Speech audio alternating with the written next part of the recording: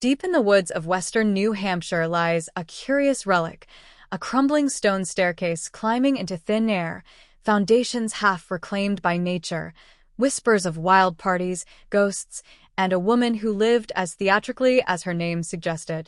This is the story of Madame Sherri and her castle in Chesterfield, New Hampshire. She was born Antoinette Bramar in 1878 in Paris, France. Early on, she trained as a seamstress and also performed as a cabaret singer or dancer in Paris. In 1909, she married an American man, Anthony Macaluso, who traveled under the name André Rayla. In 1911, they moved to New York, and she reinvented herself under the name Madame Sherri, inspired by the play Madame Sherri. She and her husband designed costumes for Broadway productions, her House of Sherri, and mingled in New York theater circles. But tragedy struck. Her husband's health declined, and he died in 1924.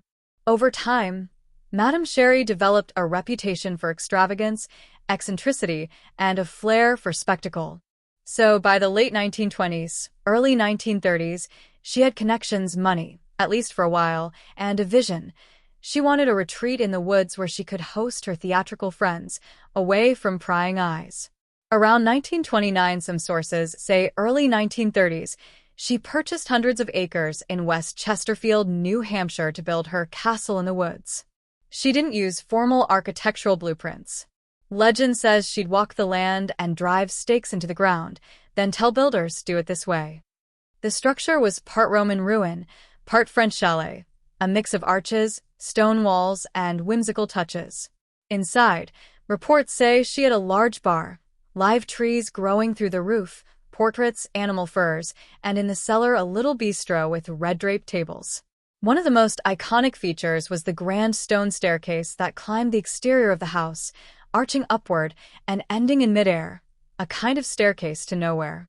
Despite her flamboyant taste, she continued to live in a modest farmhouse across the road. The castle was mostly for entertaining. Her parties were lavish and wild, with guests from New York's theater and artistic circles traveling up to the woods to mingle and celebrate. But as the years passed, the funds that sustained her lifestyle would begin to dry up. Over time, Madame Sherri's finances declined. She became dependent on financial support from a former assistant, Charles Lemaire, who later became an Academy Award-winning costume designer. Eventually, that support ended, and she struggled to keep the property. In 1959, she returned to her beloved castle only to find vandals had trashed much of it. Then in October 1962, a fire burned the main structure to the ground, leaving only stone foundations, chimneys, and the iconic staircase. She died a few years later, in 1965, in a nursing home in Vermont, penniless and far from the glamour she once lived. In 1965, the property was sold to N. Stokes.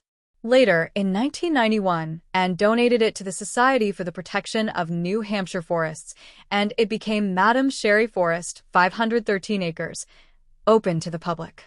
The ruins, especially the staircase, became a haunting landmark and a draw for visitors. Sadly, in July 2021, the top portion of the stone stairway collapsed, likely due to age, weather, and shifting soil. The area has since been roped off for safety. Today, the ruins are located at the edge of the Madame Sherri Forest at the base of Wantastiquet Mountain. The Gulf Road trailhead gives access to a short walk to the ruins. Visitors should not climb on the remains. Parts are unstable and roped off. To extend a hike, you can follow the N. Stokes Loop and Daniels Mountain Loop, linking to the Wantastiquet-Monadnock Trail. The forest abuts the Wantastiquet State Forest, 847 acres. So there's a wider network of trails. The ruins remain the main attraction, especially the haunting staircase arches that jut into midair, a poetic symbol of faded grandeur. Many visitors report walking through in silence, imagining the parties, the laughter, even ghost stories of Madame Sherri's apparition at the top of the stairs. The place has become one of New Hampshire's better-known oddities and is regularly featured in travel and ghost/haunted lists. One of the persistent legends, people claim to see the figure of Madame Sherri herself, appearing at the top of the staircase, inviting guests to join a party that's long ended. Others report hearing laughter, music, footsteps, especially at twilight. Some even suggest she intentionally sold the land to and Stokes on the day she died, a final act to remain tied to the place beyond death, although this is likely folklore rather than fact.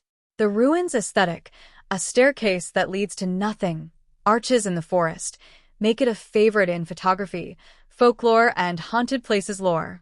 Regardless of whether you believe ghosts, the symbolism is compelling.